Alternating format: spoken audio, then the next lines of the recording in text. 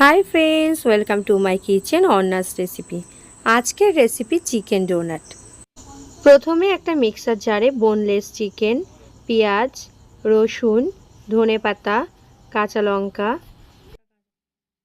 লবণ, হলুদ ও পাতিলেবুর রস দিয়ে পেস্ট বানিয়ে নিচ্ছি। এরপর ফ্রাইং প্যান গরম করে তাতে সামান্য তেল দিয়ে পেস্টটাকে অল্প আঁচে ভেজে নেব। পেস্টটা হালকা ভাজা হয়ে গেলে তাতে কর্নফ্লাওয়ার দিয়ে আর একটু ভেজে নিয়ে নামিয়ে নিচ্ছি। পাউরুটিটাকে গোল গোল শেপ দিয়ে দিচ্ছি।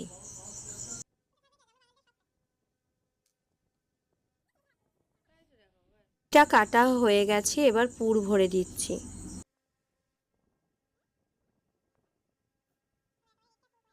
এরপর কর্নফ্লাওয়ার গোলায় ডুবিয়ে ব্রেড ক্রাম্বস লাগিয়ে নিচ্ছি। গরম তেলে কম আঁচে ভেজে নিলেই তৈরি চিকেন ব্রেড ডোনাট। আমাদের চ্যানেলটি যদি আপনাদের ভালো লাগে তবে প্লিজ লাইক অ্যান্ড সাবস্ক্রাইব করে দেবেন।